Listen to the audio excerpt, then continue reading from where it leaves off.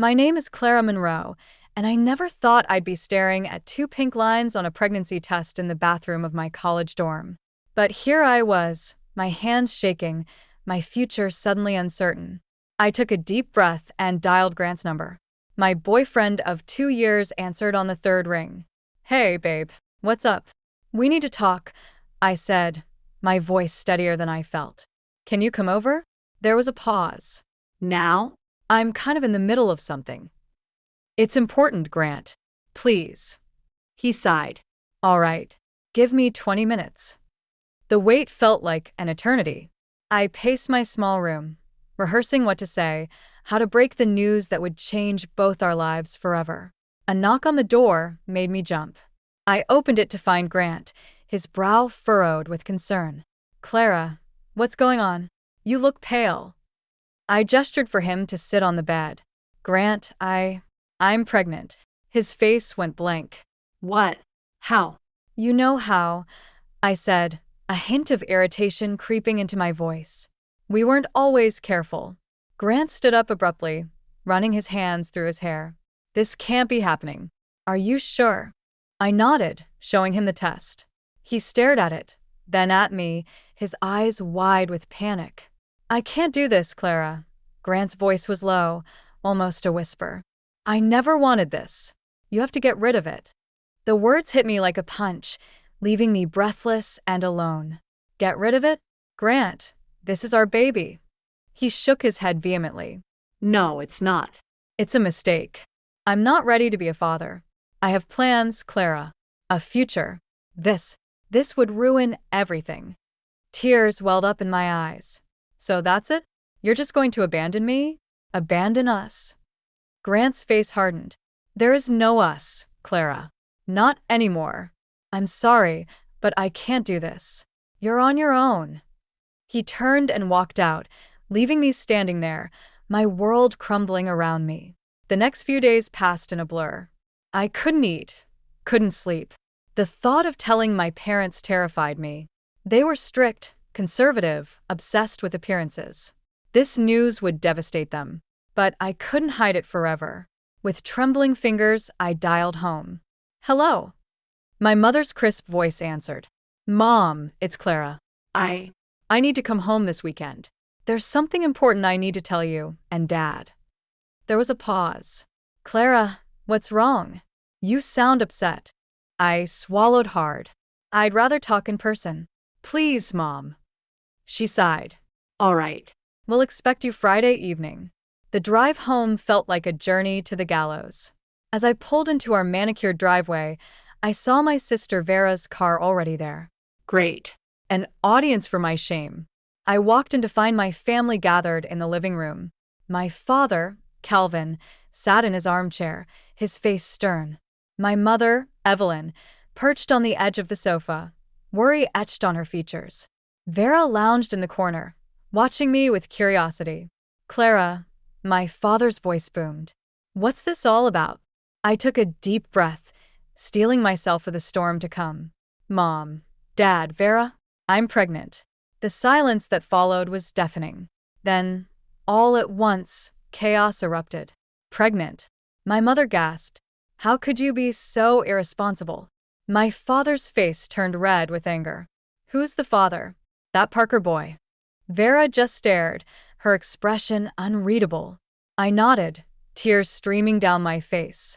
"It's Grant's, but he doesn't want anything to do with it. With us." My mother buried her face in her hands. "Oh, the shame. What will people say?" "They won't say anything," my father growled, "because this isn't happening. Clara, you will take care of this. Immediately." I looked up, shocked. "Take care of it? You mean?" "An abortion, of course," he said coldly. "It's the only way to salvage this situation." I wrapped my arms protectively around my stomach. No. "I won't do that." My father stood, towering over me. "You will do as I say, or you are no longer welcome in this family. Do you understand?" I looked from face to face, searching for any sign of support, of love. I found none. In that moment, I knew my life would never be the same. The silence in the living room was suffocating. My father's ultimatum hung in the air, heavy and oppressive.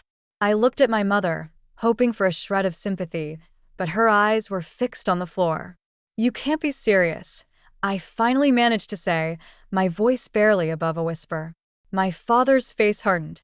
"I've never been more serious in my life, Clara. This mistake will ruin everything we've built. Our reputation, our standing in the community. I won't allow it." Allow it? I felt a spark of anger ignite within me. "This isn't your decision to make, Dad. It's my body, my baby." "Your baby?" My mother's head snapped up, her eyes flashing. "You're barely more than a child yourself. How do you expect to raise a baby? With no job, no husband, no future?" I wrapped my arms protectively around my stomach. "I'll figure it out. I'm not getting rid of my child just to save face for this family." Vera, who had been silent until now, finally spoke. "Clara, maybe you should listen to Mom and Dad. They only want what's best for you." I turned to her, disbelief etched on my face. What's best for me? Or what's best for them? My father stood, looming over me. "Enough. You will do as you're told, Clara. I've made an appointment at the clinic for tomorrow morning. This discussion is over." "No," I said, my voice stronger now. "I won't do it. You can't force me." His face turned an alarming shade of red. "Then you are no longer welcome in this house. Pack your things and get out." "Calvin," my mother gasped, but he silenced her with a look. I felt the world spinning around me. This couldn't be happening. These were my parents, the people who were supposed to love me unconditionally. But as I looked at their faces, I saw only disappointment and disgust. "Fine," I said, my voice shaking. I'll go. "But don't expect me to come crawling back when you realize what a mistake you're making." I turned and ran up the stairs to my childhood bedroom, tears blurring my vision. I threw clothes haphazardly into a duffel bag, my mind racing. Where would I go? What would I do? A soft knock on the door made me pause. Vera stood in the doorway, her expression unreadable. "Clara, Save it," I snapped. "You made your position clear downstairs." She stepped into the room, closing the door behind her. "I'm sorry. I don't know what to do. This is all so sudden." I zipped up my bag, avoiding her gaze. "Yeah, well, welcome to my world. Where will you go?" I shrugged, trying to appear more confident than I felt. "I'll figure something out. Maybe Aunt Mabel will take me in." Vera reached into her purse and pulled out a wad of cash. "Here, take this." "It's not much, but it might help." I stared at the money, torn between pride and desperation. Finally, I took it, shoving it into my pocket. "Thanks," I mumbled. She hesitated, then pulled me into a tight hug. "Be careful, okay? And call me if you need anything." I nodded, not trusting myself to speak. Then I shouldered my bag and walked out of my childhood home, possibly for the last time. As I drove away, I could see my parents watching from the window. My mother's face was streaked with tears, but my father's remained impassive. I felt a mix of anger, fear, and overwhelming sadness. I pulled over a few blocks away, my hands shaking too badly to drive. I took out my phone and dialed Aunt Mabel's number, praying she would answer. "Hello." Her warm voice filled me with hope. "Aunt Mabel? It's Clara. I need help. Can I come stay with you for a while?" There was a pause, and I held my breath. Then, "Of course, sweetheart. You come right over. We'll figure this out together." As I hung up and started the car again, I felt a glimmer of hope. Maybe, just maybe, everything would be okay. I placed a hand on my stomach, whispering a promise to my unborn child. "We're going to be all right. I'll make sure of it." The sterile walls of the clinic seemed to close in around me as I sat in the waiting room, my hands trembling in my lap. Aunt Mabel had insisted on coming with me for the consultation, her steady presence a comfort I desperately needed. "Clara Monroe?" A nurse called my name, her voice echoing in the quiet space. I stood on shaky legs, Aunt Mabel's hand on my back guiding me forward. The nurse led us to a small examination room where a doctor waited, her kind eyes meeting mine as we entered. "Hello, Clara. I'm Dr. Patel. I understand you're here to discuss your options." I nodded, unable to find my voice. Dr. Patel's tone was gentle as she continued. Before we proceed, we need to do a thorough health assessment. Have you had any complications with this pregnancy so far? No, I managed to whisper. I don't think so. The examination that followed was a blur of questions, blood tests, and an ultrasound that made everything suddenly, terrifyingly real. As I lay on the table, staring at the grainy image on the screen, I felt a surge of emotion I couldn't quite name. Clara, Dr. Patel said, her voice serious. There's something we need to discuss. My heart raced as I sat up, clutching Aunt Mabel's hand. What is it? Is something wrong with the baby? Dr. Patel shook her head. No, the fetus appears healthy. However, we've detected some abnormalities in your reproductive system. An abortion at this stage could potentially compromise your ability to have children in the future. The words hit me like a physical blow. What? What do you mean? There's a higher than usual risk of complications that could affect your fertility, she explained gently. It's not a certainty, but it's a risk you need to be aware of when making your decision. I felt the room spin around me. The choice that had seemed so clear-cut to my parents suddenly became infinitely more complex. This wasn't just about now. It was about my entire future. I need a moment, I stammered, stumbling out of the room and into the hallway. Aunt Mabel followed, her face etched with concern. Clara, honey, talk to me. I leaned against the wall, tears streaming down my face. What am I supposed to do, Aunt Mabel? If I go through with this, I might never be able to have children again. But if I don't... She pulled me into a tight hug. This is your decision, Clara. Not your parents', not mine. Yours. What does your heart tell you? I closed my eyes, one hand resting on my stomach. In that moment, I felt a connection to the life growing inside me, a fierce protectiveness I couldn't ignore. I want to keep it, I whispered, the words surprising even me. I want to keep my baby. Aunt Mabel nodded, a small smile on her face. Then that's what you'll do. And we'll face whatever comes together. We returned to the examination room, where Dr. Patel waited patiently. I've made my decision, I said, my voice stronger than I expected. I'm keeping the baby. Dr. Patel nodded, her expression neutral but kind. All right, Clara. Let's discuss prenatal care and what you can expect in the coming months. As we left the clinic, armed with pamphlets and a list of follow-up appointments, I felt a strange mix of terror and determination. My phone buzzed in my pocket, a text from my father. The appointment should be over. It's done. My fingers hovered over the keys for a moment before I typed my response. It's done, but not in the way you want it. I'm keeping my baby. Don't contact me again. I turned off my phone, knowing the storm that would follow. But as Aunt Mabel drove us home, I felt a sense of peace settle over me. For the first time since this all began, I was making a choice for myself, for my future, for my child. You're very brave, Clara, Aunt Mabel said softly as we pulled into her driveway. I looked at her, tears in my eyes but a smile on my face.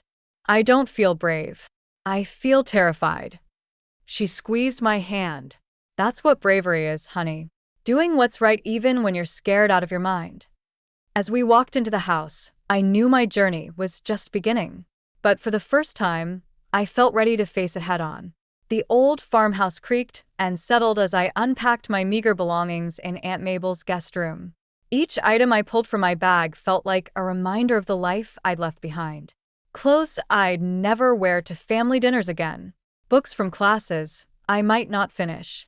And buried at the bottom, a small stuffed rabbit I'd had since childhood, a gift from my mother on my 5th birthday. A soft knock at the door pulled me from my thoughts. Clara, may I come in? Aunt Mabel's voice was gentle, as always.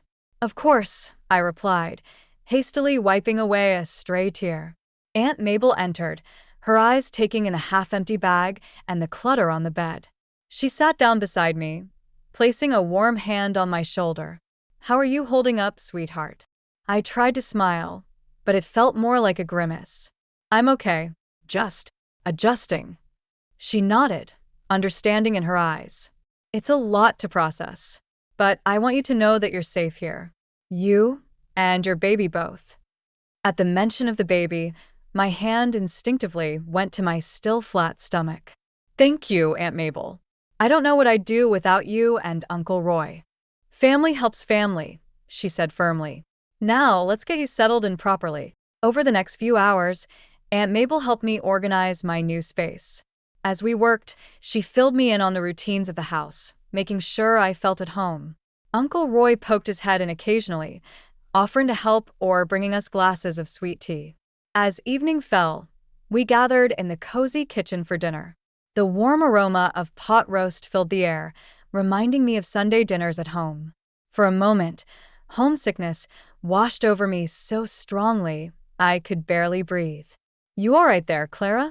Uncle Roy's quiet voice broke through my reverie. I nodded, forcing a smile. Just remembering.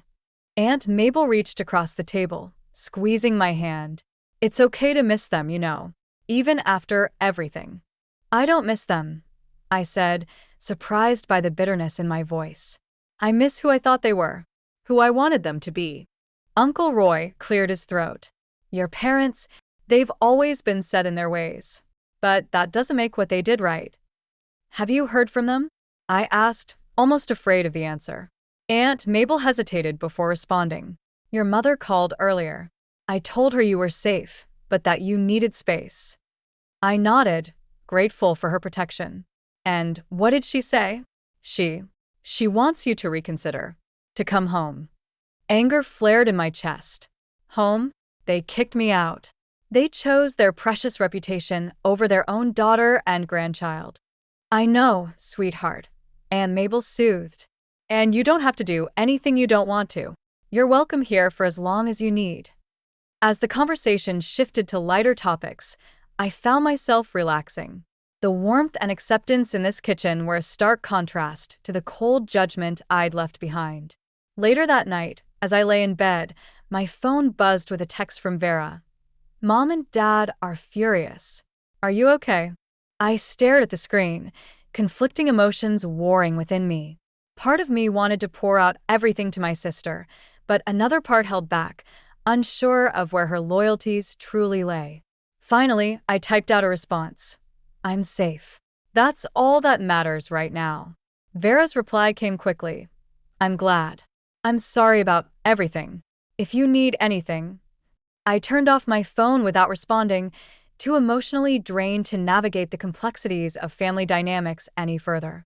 As I drifted off to sleep, one hand resting protectively on my stomach, I made a silent promise to my unborn child. We're going to be okay.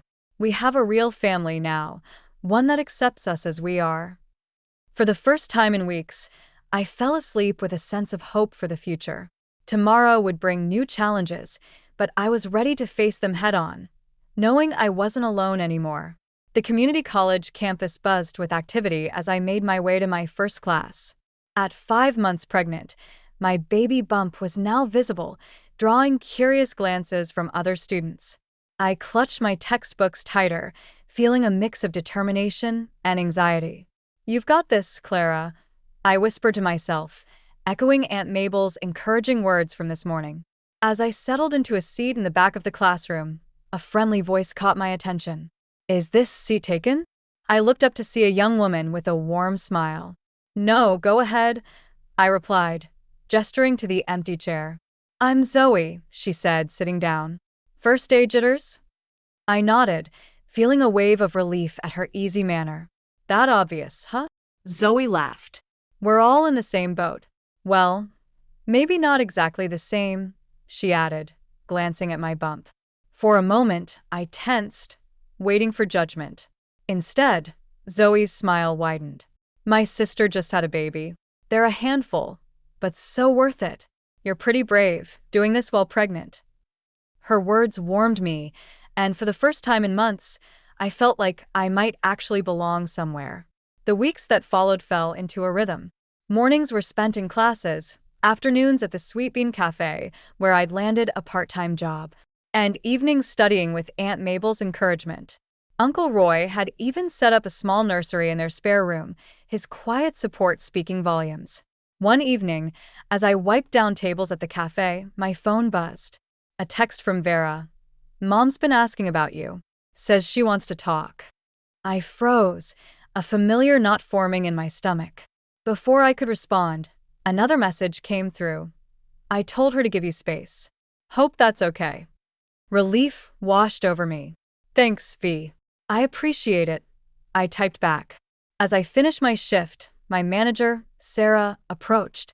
"Clara, how would you feel about taking on some extra hours? We could use the help, and I know you're saving up for the baby." I hesitated, thinking of my growing workload at school. "I'm not sure I can manage more right now." Sarah nodded understandingly. "No pressure. But if you change your mind, the offer's open. You're doing great work here." Her words stayed with me as I drove home, a sense of pride blooming in my chest. For the first time in my life, I was standing on my own 2 feet, making my own choices. At home, I found Aunt Mabel poring over a pile of baby catalogs. "Oh, Clara, come look at these adorable onesies I found." I couldn't help but smile at her enthusiasm. "Aunt Mabel, you don't have to do all this." She waved off my protest. "Nonsense. This little one is family, and family takes care of each other." As we flipped through the catalogs, discussing cribs and strollers, I felt a sudden, strong kick from my baby. I gasped, placing a hand on my swollen belly. "Everything okay?" Aunt Mabel asked, concern etching her features. "Yes," I breathed, tears pricking my eyes. "He's kicking. Do you want to feel?" Aunt Mabel's eyes lit up as she placed her hand next to mine, waiting. When the baby kicked again, she let out a delighted laugh. "Oh my, that's quite a strong little one you've got there." In that moment, the reality of my situation hit me full force. In just a few months, I would be responsible for a tiny human life. The thought was terrifying but also exhilarating. "I think I'm going to name him Mason," I said softly, the name feeling right as soon as I spoke it. Aunt Mabel squeezed my hand. "That's a beautiful name, Clara." As we sat there, connected by the movement of new life, I felt a surge of determination. Whatever challenges lay ahead, I would face them head-on. For Mason, for myself, and for the family we were building. Not bound by blood, but by love and acceptance. Little did I know that the biggest challenge was yet to come, lurking just around the corner, ready to test everything I thought I knew about family, loyalty, and forgiveness. The soft glow of my phone screen illuminated the darkened nursery as I scrolled through social media, Mason sleeping peacefully in his crib beside me. It had been 6 months since his birth, and life had settled into a new normal of sleepless nights, diaper changes, and stolen moments of study between feedings. As I mindlessly swiped through updates from old classmates, a familiar face stopped me cold. Grant's smiling visage stared back at me, his arm wrapped around Vera's waist. The caption beneath the photo made my blood run cold. She said yes. #engaged, #future Mrs. Parker. The phone slipped from my numb fingers, clattering to the floor. The noise startled Mason, and his cries filled the room. I picked him up mechanically, my mind reeling from what I'd just seen. Vera and Grant. Engaged. The betrayal cut deep, reopening wounds I thought had long since healed. "Clara, is everything okay?" Aunt Mabel's concerned voice came from the doorway. I turned to her, tears streaming down my face. "They're engaged. Vera and Grant." Understanding dawned in her eyes. She crossed the room, enveloping both Mason and me in a warm embrace. "Oh, sweetheart." "I'm so sorry." As the initial shock wore off, anger began to simmer beneath the surface. How could Vera do this? How long had this been going on? The questions swirled in my mind, demanding answers. The next morning, I called in sick to work and asked Aunt Mabel to watch Mason. I needed answers, and I knew just where to start. The drive to my childhood home felt surreal. As I pulled into the driveway, memories of the night I'd been thrown out flooded back. Taking a deep breath, I marched up to the front door and rang the bell. My mother answered, her eyes widening in surprise. "Clara, what are you doing here?" "We need to talk," I said, pushing past her into the house. My father appeared in the hallway, his face hardening at the sight of me. You're not welcome here. I don't care. I spat. How long have Vera and Grant been together? Did you know about this? My mother's face paled. Clara, it's not what you think, dash. Not what I think. I laughed bitterly. My sister is engaged to the man who abandoned me and his child. What exactly am I supposed to think? My father stepped forward, his voice low and dangerous. You will not speak to your mother that way. You made your choice, Clara. You have no right to judge Vera for hers. My choice. I felt my control slipping. You mean my choice to keep my baby? To not bow to your precious reputation. Enough. My father roared. Get out of this house. You are no longer a part of this family. As I turned to leave, a flash of movement caught my eye. A framed photo on the mantel, one I'd never noticed before. It showed a young boy with a familiar smile, my smile. Who is that? I demanded, pointing at the photo. My parents exchanged a panicked look. It's no one, my mother said quickly. An old family friend. But I knew she was lying. The resemblance was unmistakable. I have a brother, don't I? What happened to him? Where is he now? The silence that followed was deafening. My father's face had turned ashen, while my mother looked close to tears. His name is Eli, a voice said from behind me. I turned to see Vera standing in the doorway, her expression a mix of guilt and resolve. He's our older brother. They sent him away when he was diagnosed with autism. They didn't want a defective child ruining their perfect image. The truth hit me like a physical blow. Another child, cast aside for the sake of appearances. Just like me. Just like Mason. In that moment, something inside me hardened. I would find Eli. I would uncover every dirty secret this family had buried. And I would make sure the truth came to light, no matter the cost. As I stormed out of the house, I could hear my parents arguing with Vera. But I didn't care. I had a new mission now, a purpose that burned brighter than my anger or hurt. I would find my brother, and together, we would tear down the lies that had shaped our lives for far too long. The address Vera had given me led to a modest apartment complex on the outskirts of town. My heart raced as I approached the door marked 3B. This was it. After weeks of searching, I was finally going to meet Eli, the brother I never knew I had. I knocked, my hand trembling slightly. The door opened, revealing a man in his early 30s with familiar eyes, my eyes. Eli? I asked, my voice barely above a whisper. He nodded, a mix of curiosity and apprehension on his face. You must be Clara. As I stepped inside, I was struck by the orderliness of his apartment. Everything had its place, a stark contrast to the chaos of my life with Mason. I don't know where to begin, I admitted, sinking onto his couch. Eli sat across from me, his movements deliberate and precise. The beginning is usually a good place, he said, a hint of a smile playing at his lips. And so I told him everything. The pregnancy, Grant's abandonment, our parents' ultimatum, and my decision to keep Mason. As I spoke, Eli listened intently, his expression unreadable. When I finished, he was quiet for a long moment. Then, they haven't changed, have they? I shook my head. No, they haven't. Eli, what happened? Why did they send you away? His eyes clouded with old pain.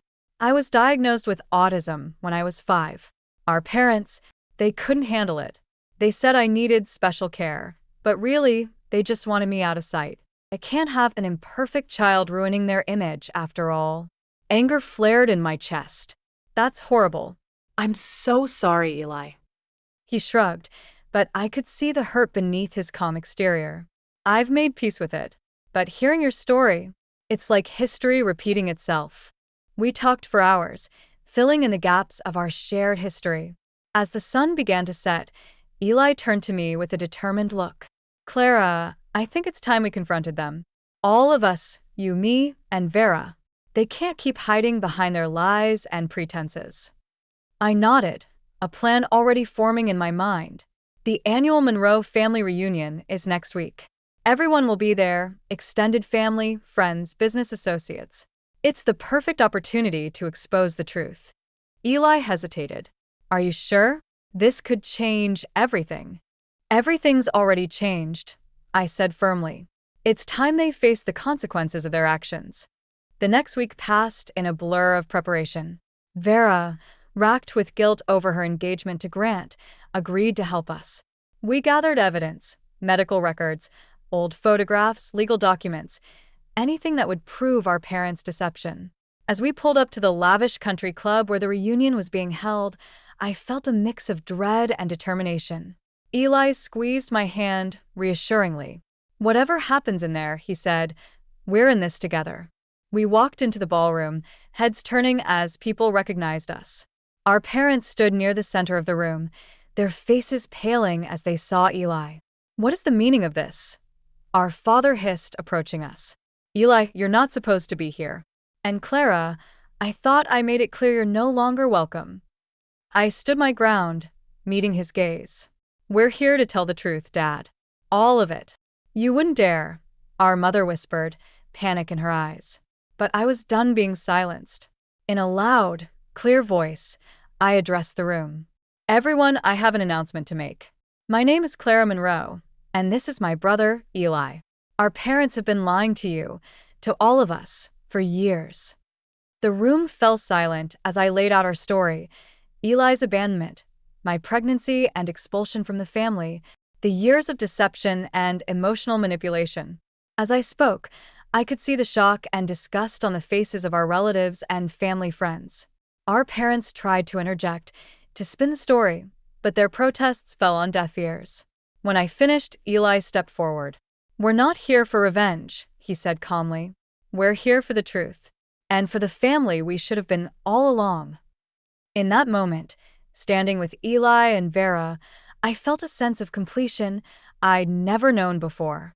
Whatever came next, we would face it together, as a real family, bound by love and truth rather than lies and appearances. The facade had finally crumbled, and in its ruins, a new foundation was being built. The aftermath of our revelation at the family reunion was nothing short of seismic. Our parents' carefully constructed facade crumbled before our eyes, leaving them exposed and vulnerable in a way I'd never seen before. In the weeks that followed, the repercussions rippled through every aspect of their lives. Dad's law firm partners called for his resignation, unwilling to be associated with someone who'd abandoned his own child.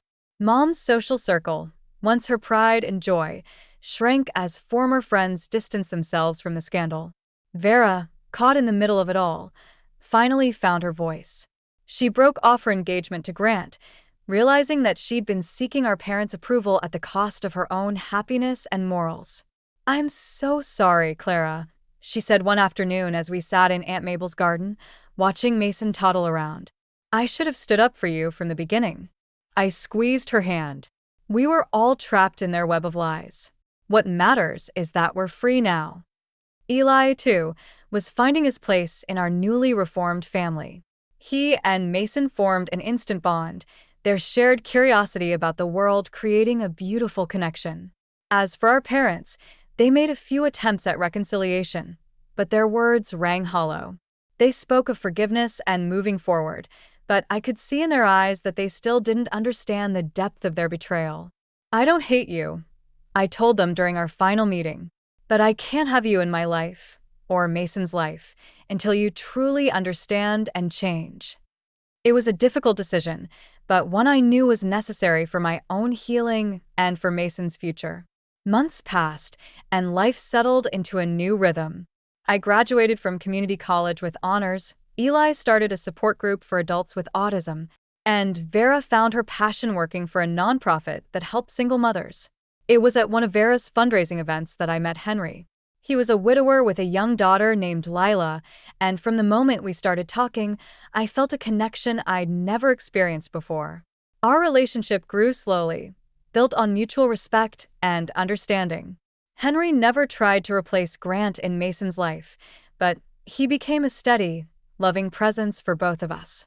On a warm summer evening, 2 years after that fateful family reunion, Henry proposed. As I looked at the simple, elegant ring on my finger, I felt a sense of peace wash over me. That night, as I tucked Mason into bed, he asked, "Mommy, are we going to be a real family now?"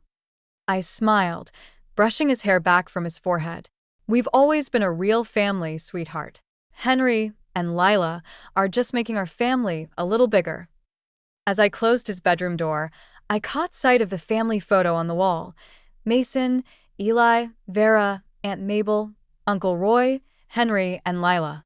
This was my family now, bound not by blood or obligation, but by love, acceptance, and shared experiences.